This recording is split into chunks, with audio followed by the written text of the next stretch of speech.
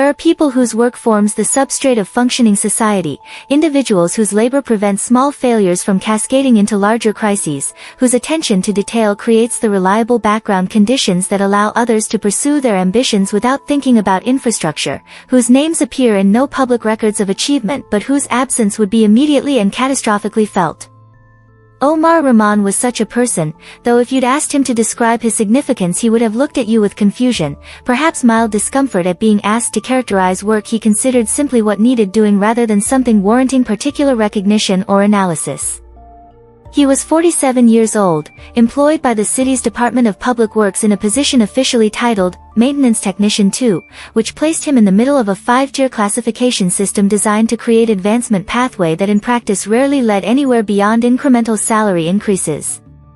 His job description was vague: perform routine maintenance and repairs on city property and infrastructure, which translated in practical terms to fix whatever small things break that no one else wants to deal with, that aren't dramatic enough to justify calling specialized contractors, that fall between the jurisdictional cracks of various city departments who would all prefer someone else handle them. Most people in the city had never consciously noticed Omar. Not because he was deliberately avoiding notice, he wasn't particularly shy or reclusive, but because the nature of his work rendered him functionally invisible to the general public. He moved through municipal spaces in the early morning hours or late evenings, during the times when these spaces were least occupied, when his repairs could be completed without interfering with the space's primary uses. When people did encounter him, arriving at a library to find him replacing a damaged handrail, passing a bus stop where he was fixing a broken bench, they typically registered his presence the way one registers any municipal worker: a brief glance, perhaps a nod of acknowledgement, then continued movement without sustained attention or curiosity about what specifically he was doing or why. He wore the same style of uniform every day: faded blue coveralls with the city's logo embroidered on the chest, the fabric worn soft from repeated washing, small stains that never quite came out accumulated over years of work involving paint and grease and concrete dust. His toolbox was a large metal case that had belonged to his father, a plumber who'd worked in the city for 30 years before retirement, its red paint mostly chipped away, handles wrapped in electrical tape where the original rubber grips had deteriorated. The toolbox rattled distinctively when Omar walked, the loose organization of its contents creating a particular sound signature that regular maintenance staff in various buildings learned to recognize before they saw him. Omar's daily routine had been essentially unchanged for 17 years. He arrived at the Department of Public Works Central Facility at 6:30 a.m., before most city employees began their workdays, before traffic made movement through the city's streets difficult. He'd review the maintenance request system, a database that logged complaints and observations from various sources: citizens calling the city's information line, observations from other municipal employees, automated monitoring systems in certain buildings and infrastructure. Most requests were categorized by priority level. Priority 1 meant immediate safety hazard requiring emergency response. Priority 2 meant significant problem needing attention within days. Priority 3 meant moderate issue to be addressed when resources allowed. Priority 4 meant minor problem that should eventually be fixed but wasn't urgent. Most maintenance technicians focused on priority 1 and 2 requests, the problems that carried potential liability if ignored, that generated visible evidence of city responsiveness, that supervisors actually tracked and held people accountable for completing. Priority 3 and 4 requests accumulated in the system, lingering for months or years, occasionally getting addressed when a maintenance worker happened to be in the area for another job and had spare time, but more often just persisting indefinitely as acknowledged but unresolved issues that everyone agreed should be fixed eventually but that no one prioritized addressing. Omar worked almost exclusively on priority 3 and 4 requests. Spent his days addressing the minor infrastructure failures that everyone else considered insignificant: a loose step on exterior stairs outside a branch library in a neighborhood most city workers rarely visited, the tread worn smooth from decades of use, one of the mounting bolts corroded through so the step would shift slightly when someone put weight on it, not enough to create immediate falling hazard but enough to be unsettling, enough to make elderly patrons or parents with children in strollers hesitate before using those stairs, perhaps choosing to avoid the library entirely rather than navigate the unstable step. Omar would remove the corroded bolt, drill out the damaged mounting point, install new hardware with corrosion-resistant coating, test the step stability, note the completion in the maintenance system with characteristic brevity, exterior step repaired. Tested stable. Or a flickering streetlight near a bus stop in an industrial area where the night shift workers waited for transit home, the light's ballast failing intermittently so the illumination would pulse and dim rather than providing steady visibility, creating pools of uncertain darkness where someone waiting alone at 11 p.m. would feel exposed, vulnerable, aware of the long shadows and the limited sight lines. The bus stop wasn't near residential areas where concerned citizens would call to complain. The workers who used it were mostly immigrants with limited English, uncertain about whether reporting infrastructure problems was something they were allowed to do, whether their concerns would be taken seriously by city officials. The flickering had persisted for 8 months before Omar saw it logged in the system as priority 4. He'd replaced the ballast, tested the light through several cycles, added a note recommending the entire fixture be upgraded within 2 years, knowing that recommendation would be ignored until the fixture failed completely, but making the note anyway as documentation that someone had recognized the need. Or a door at a public health clinic that had developed a tendency to jam in its frame. The building's foundation having settled unevenly over the years, the door frame no longer quite square. The latch mechanism not aligning properly so the door would stick and require forceful pulling to open. The clinic served primarily low-income patients, many dealing with mobility limitations or chronic health conditions, many accompanied by small children. A door requiring forceful pulling wasn't just inconvenience, it was barrier that made accessing healthcare harder for people who already faced numerous barriers. Omar had adjusted the door frame, realigned the latch, planed down the binding edge, tested the door's operation dozens of times, made sure it opened with minimal force, added weather stripping to prevent future binding. None of these repairs made headlines. Most weren't even properly logged because the maintenance request system's interface was clunky and time-consuming, and Omar found it more efficient to simply do the work rather than spend time documenting every small action through multiple screens of form fields. His supervisors periodically complained about his inadequate record-keeping, but they also recognized that he completed more minor repairs than any other maintenance technician, that complaints about unresolved priority 3 and 4 issues decreased significantly in the areas Omar regularly worked, that he required essentially no management or oversight, just review the request list, fix things, move to the next item, repeat indefinitely without drama or demands for resources or attention. Omar had not always been the person who fixed small things. In his early 20s, he'd worked in his father's plumbing business, learning the trade, capable of handling significant repairs and installations, skilled enough that he could have eventually taken over the business or started his own contracting company. He'd been ambitious in conventional ways, wanted to build a successful business, earn good income, establish himself as someone who'd done well despite his family's modest immigrant background, his parents having arrived from Bangladesh when he was 3 years old with limited resources and no professional networks. Then, when Omar was 26 and his sister Amira was 22, she'd been walking home from her evening shift at a retail job, moving through a neighborhood that was safe enough during daylight but that emptied after dark as the businesses closed and foot traffic disappeared. She'd been walking on a sidewalk that was aging, concrete slabs having shifted and cracked over years of freeze-thaw cycles and root intrusion from the trees that lined the street. During daylight, the cracks and uneven surfaces were visible, navigable, minor annoyances that pedestrians would step around or over. But at night, in darkness, they became invisible hazards. The streetlight that should have illuminated that section of sidewalk hadn't been functioning for approximately 4 months. Multiple residents had reported it to the city. The maintenance request had been logged as priority 3, moderate issue, address when resources allow. But resources had not allowed. The repair had been deferred again, then essentially forgotten in the accumulation of other deferred maintenance that characterized the city's approach to infrastructure in less affluent neighborhoods. Amira had stepped on one of the raised concrete sections, her foot catching on the edge, her forward momentum continuing while her foot stopped, the physics of the situation guaranteeing she would fall. She'd put her hands out to break her fall, instinctive protective response, and in doing so had shattered her left wrist, the impact fracturing both the radius and ulna, the kind of complex break that required surgical repair with plates and screws, that resulted in limited mobility even after healing, that created chronic pain that would persist for the rest of her life. The injury itself wasn't catastrophic. Amira survived, recovered adequately if not completely, learned to adapt to the limited range of motion and occasional pain. But the injury occurred 3 weeks before she was scheduled to take the entrance examination for a nursing program she'd been working toward for 2 years. The broken wrist made taking a written exam impossible. She deferred her application, thinking she'd reapply the following year. But by then she'd needed to take additional work hours to pay medical bills, had lost momentum in her studies, had gradually allowed the nursing ambition to recede as immediate survival needs consumed her energy and time. She was now 39, working as a medical assistant in a clinic, good work, meaningful work, but not what she'd hoped to achieve, not the career she'd been preparing for when that streetlight's malfunction and that sidewalk's deterioration had intersected with her path home from work 17 years ago.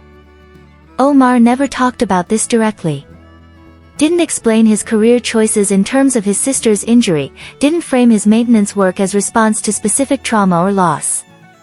If colleagues asked why he spent his days fixing minor infrastructure problems rather than pursuing more lucrative or prestigious work, he'd shrug and say something vague about preferring steady employment to the uncertainty of contracting work, about liking the simplicity of maintenance tasks that had clear completion criteria rather than the complexity of managing large projects. But the connection existed whether he articulated it or not. Amira's fall had taught him something that most people never viscerally understand, that small infrastructure failures aren't actually small. That a non-functioning streetlight isn't just inconvenience but potential catalyst for harm. That a cracked sidewalk isn't just aesthetic problem but barrier to mobility for anyone with vision impairments or mobility limitations or who simply has the misfortune to be walking there at night. That the accumulation of minor deferred maintenance creates conditions where accidents become increasingly probable, where eventually someone will be hurt in ways that could have been prevented by the simple act of fixing things before they completely fail.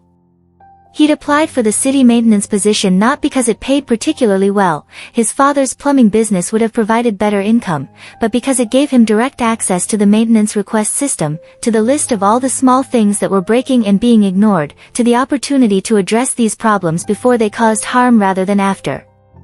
For 17 years, he'd been methodically working through priority 3 and 4 requests, fixing loose stairs and non-functioning lights and jammed doors and corroded railings and all the other minor failures that the city's systems acknowledged but deprioritized. Not enough to keep up with the rate at which new problems emerged, deferred maintenance accumulated faster than any individual worker could address it, but enough to make marginal difference, to reduce the probability that someone else's sister would fall, would be injured, would have her life trajectory altered by an infrastructure failure that could have been prevented. Over 17 years, Omar had completed approximately 6,400 individual repairs. Not large projects, not infrastructure improvements that would appear in any city report or budget document, just individual acts of fixing things, replaced 127 ballasts in streetlights, repaired 89 sets of stairs, adjusted 203 doors, fixed 156 railings, patched 340 sidewalk sections, replaced 78 damaged signs, repaired 93 benches, fixed 67 irrigation systems in public parks, replaced 41 damaged playground equipment components, repaired 88 building ventilation issues, fixed 134 plumbing problems in public buildings. Each repair was small.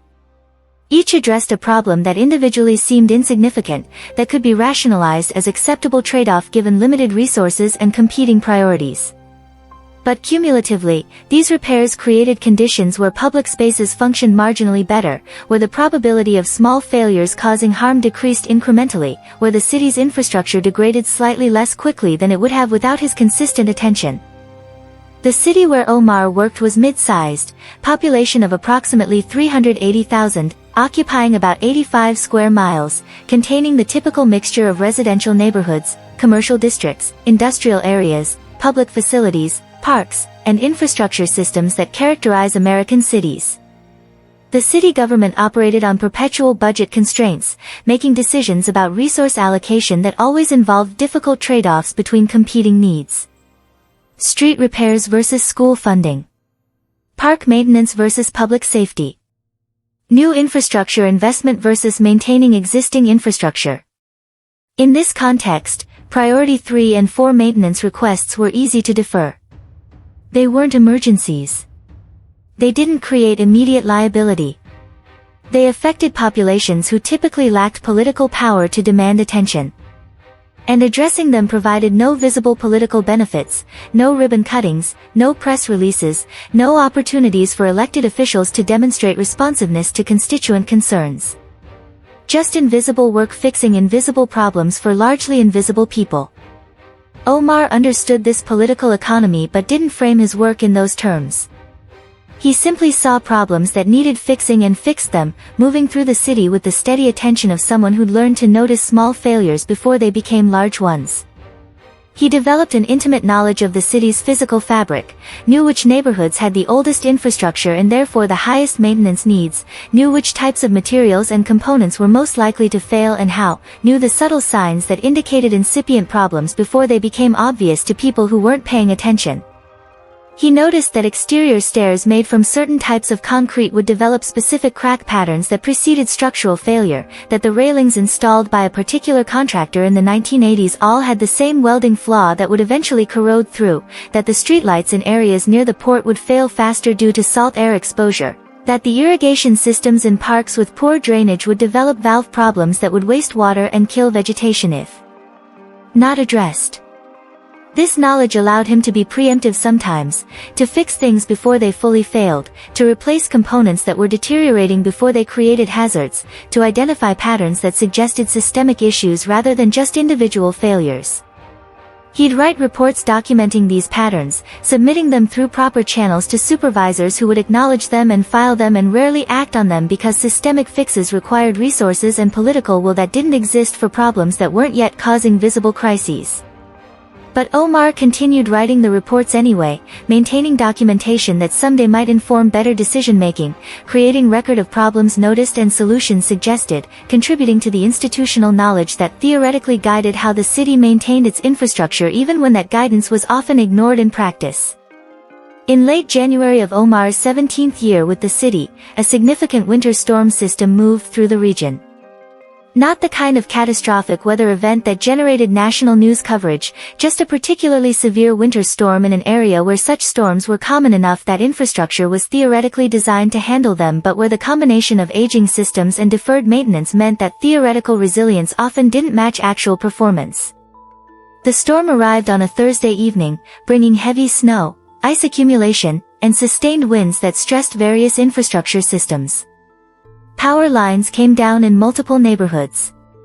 Trees fell onto roads and buildings.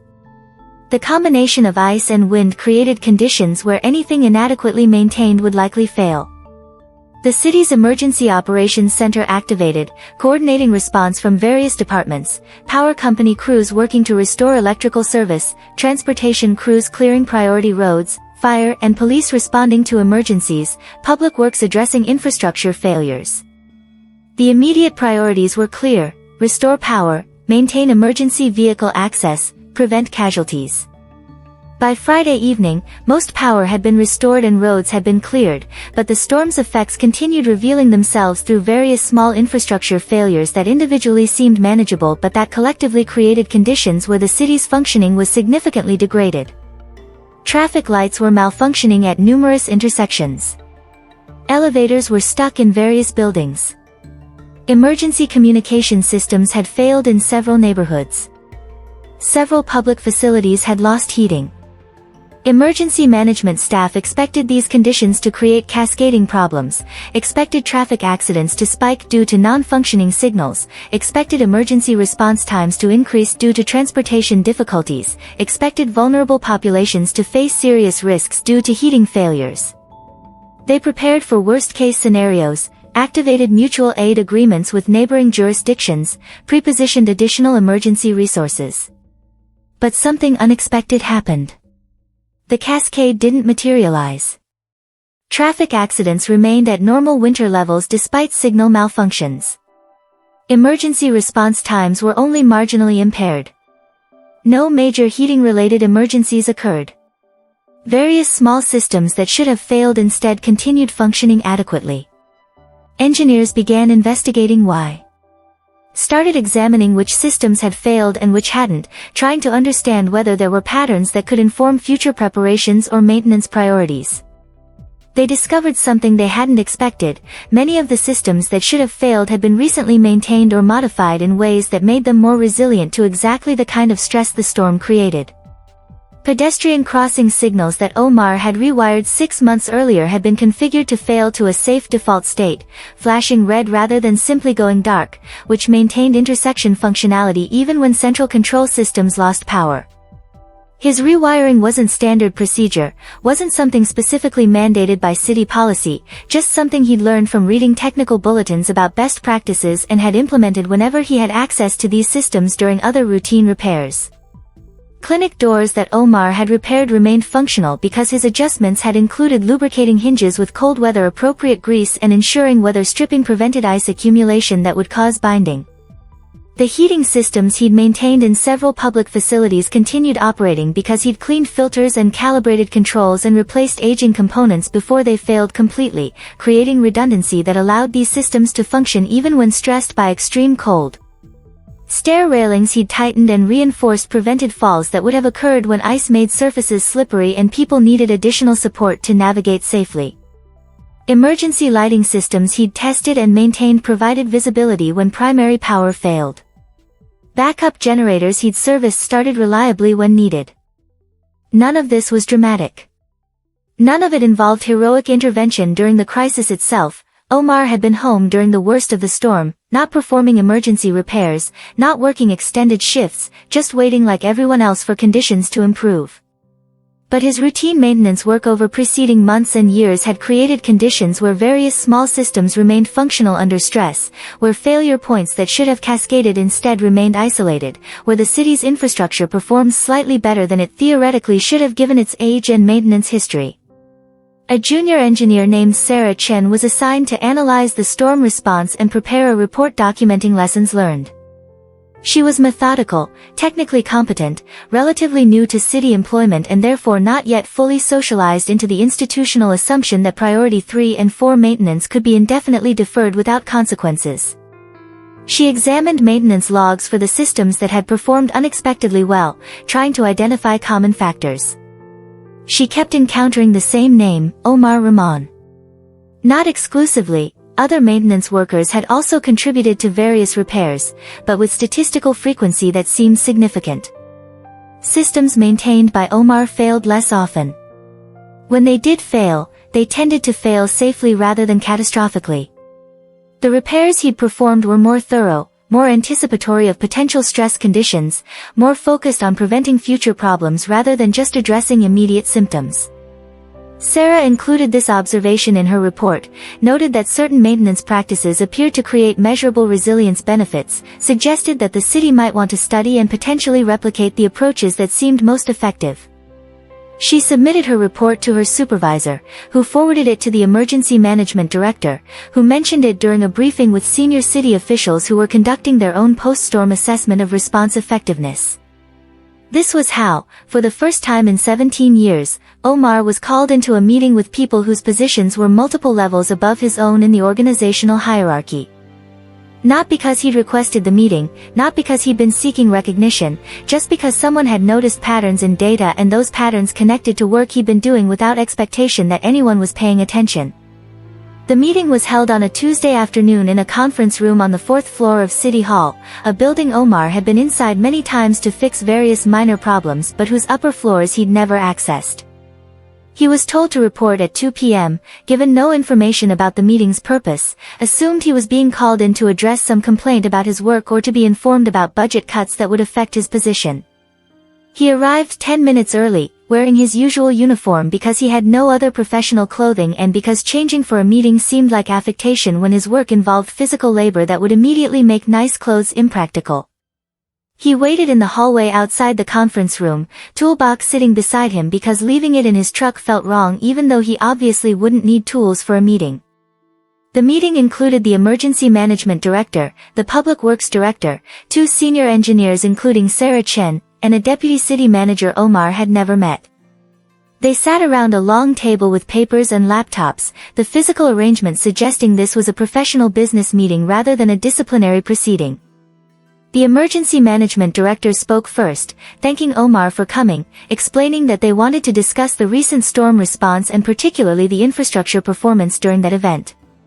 Sarah Chen then presented sections of her analysis, using a projector to show charts and data that documented various system performance metrics, highlighting the patterns she'd identified suggesting that Omar's maintenance work had contributed to unexpected resilience. Omar listened without speaking, uncertain what response was expected, aware that these people operated in professional register very different from his own, that they measured and analyzed work in ways that felt foreign to how he actually experienced what he did. They talked about system redundancy, and failure mode analysis, and preventative maintenance protocols, technical language that wasn't wrong but that abstracted from the actual physical work of fixing things into categories and metrics that made the work legible to administrators and policy makers. After Sarah finished her presentation, there was pause. The Public Works Director, Omar's supervisor several levels removed, spoke. "We wanted to thank you for your work. It's clear that your attention to maintenance has created real benefits for the city, particularly in how our infrastructure handled recent stress conditions. We wanted to acknowledge that and ask if you have suggestions for how we might support similar work more systematically." Omar sat quietly, processing the question. Part of him wanted to say nothing, to deflect, to avoid this attention that made him uncomfortable. But another part recognized this might be opportunity to advocate for the work he'd been doing, to make visible the importance of addressing maintenance before problems became crises. "Priority 3 and 4 requests shouldn't be ignored," he said finally, his voice quiet but clear. "They're marked low priority because they're not emergencies yet. But they become emergencies if they're deferred long enough. And they affect people who don't have alternatives, people who rely on public facilities and infrastructure because they don't have private options. Fixing things before they completely fail is cheaper than emergency repairs. And it prevents harm that's hard to measure but real." The deputy city manager nodded, made notes. "Do you have specific recommendations about how maintenance prioritization should change?" Omar thought about this. "More technicians doing what I do. Not specialists for major projects, those are important too, but people paying attention to small failures. And maintenance funding that's protected from budget cuts. When money gets tight, maintenance is always first thing cut because the consequences aren't immediate. But the consequences accumulate. The storm showed that. Systems performed better than expected because some of them had been maintained. Imagine if all of them had been maintained properly." They discussed this for another 20 minutes, asking Omar questions about his work practices, about how he identified what to repair, about what resources would help him be more effective. He answered honestly, without exaggeration, describing the reality of his work without trying to make it sound more important or impressive than it was. Near the meeting's end, the deputy city manager said, "We're grateful for your service to the city. Your work has made a real difference, even if it's not always visible or acknowledged. We're going to consider how to better support this kind of maintenance work in future budget planning." Omar nodded, accepted the thanks with slight discomfort, gathered his toolbox and left the conference room. He didn't expect anything to change significantly, had learned over 17 years that official statements about future planning rarely translated into actual resource allocation, but the meeting itself had been strange acknowledgement that someone had noticed, that the work he'd been doing without expectation of recognition had in fact been recognized, at least temporarily. He returned to his truck and drove to his next repair job, a loose railing at an elementary school playground that had been reported 3 weeks ago. The railing was important, children held it while navigating the playground's access ramp, and a loose railing could contribute to falls. He removed the loose mounting bolts, discovered that the mounting brackets were corroded, replaced both the bolts and the brackets, tested the railing's stability, made notes for future monitoring because the corrosion pattern suggested this playground's metal components would all eventually need systematic replacement. The repair took 40 minutes. No one watched him do it. No one would know it had been done unless they specifically tried to use the railing and noticed it was now secure. But children would hold that railing tomorrow and the next day and the day after, and it would be stable, and they would be marginally safer because he'd taken 40 minutes to fix it properly. The meeting produced some changes, though not dramatic ones. The city's budget process began including more protected funding for routine maintenance, though the amounts remained inadequate to address the backlog of deferred repairs. 2 additional maintenance technician positions were created, though filling them took months, and the people hired were initially assigned to priority 1 and 2 work because those were the problems generating visible complaints. But gradually, more attention was paid to the kind of preventative maintenance Omar had been doing. Other technicians were encouraged to focus on addressing problems before they became emergencies. Maintenance request categorization was refined to better distinguish between issues that could be safely deferred and issues that would degrade infrastructure resilience if not addressed. Training programs emphasized the importance of thorough repairs rather than quick temporary fixes. These changes were incremental and imperfect. The city's infrastructure continued aging faster than it was being maintained. Budget pressures continued creating incentives to defer maintenance in favor of more visible priorities. But the trajectory shifted slightly, the institutional understanding evolved marginally, the recognition that small maintenance matters spread gradually through the organization. Omar continued doing essentially the same work he'd always done. His job title didn't change. His salary increased only through standard cost of living adjustments. He received no awards or formal recognition beyond that single awkward meeting. But his work continued making marginal difference in how the city functioned, continued preventing small failures from cascading into larger ones, continued creating conditions where public infrastructure served people slightly better than it would have without his consistent attention. He was now 51 years old. His hands had developed arthritis that made some repairs more difficult and painful than they'd been when he was younger. His knees ached after days spent climbing stairs to access hard-to-reach fixtures. His back protested when he lifted heavy equipment. But he continued working, continued reviewing priority 3 and 4 requests every morning, continued methodically fixing things that everyone else overlooked. His sister Amira had eventually completed her nursing degree through a part-time program, working full-time while taking evening classes, taking 7 years to finish a degree that full-time students completed in 4. She was now a registered nurse at the same clinic where she'd previously worked as medical assistant, doing the work she'd hoped to do 17 years ago when a dark sidewalk and a broken streetlight had intervened. The path had been longer and harder than it should have been, but she'd reached her destination eventually. Omar occasionally thought about that alternate timeline where the streetlight had been functioning, where his sister hadn't fallen, where her wrist hadn't been shattered. Maybe in that timeline he'd have taken over his father's plumbing business, would have become a contractor, would have focused on earning money rather than preventing small failures. Maybe he'd be wealthier, more conventionally successful, less physically worn down by years of maintenance work. But this was the timeline that existed. And in this timeline, he'd spent 17 years fixing things, had prevented some unknown number of falls and injuries and small disasters, had made some unknown number of people's lives marginally easier or safer without most of them ever knowing he existed or that anyone had fixed the things they relied on. That felt sufficient. Not glorious, not celebrated, not impressive by most standards people used to evaluate whether a life had been well lived. But sufficient. He'd found work that needed doing and had done it consistently for 17 years and would continue doing it for as long as his body allowed, and the cumulative effect of that work, while impossible to precisely measure, was real and valuable and worth the cost. On a Monday morning in early spring, Omar reviewed the maintenance request system and saw a new priority 4 request, loose step on exterior stairs at the main branch library downtown. The same library where he'd made a similar repair 4 years ago. Infrastructure required maintenance not just once but continually, an endless cycle of attention and repair that never reached completion because the physical world was always degrading, always breaking down, always requiring human care to remain functional and safe. He loaded his toolbox into his truck, drove to the library, parked in the maintenance vehicle area, walked to the exterior stairs. Examined the loose step, identified which mounting bolts were failing, got the necessary tools and materials from his truck. A woman passed him on her way into the library, registered his presence with brief glance, continued on without comment or apparent thought about what he was doing or why. Omar removed the failing bolts, inspected the mounting points, prepared them for new hardware, installed the new bolts, tested the step stability. The repair took 35 minutes. When he finished, the step was secure.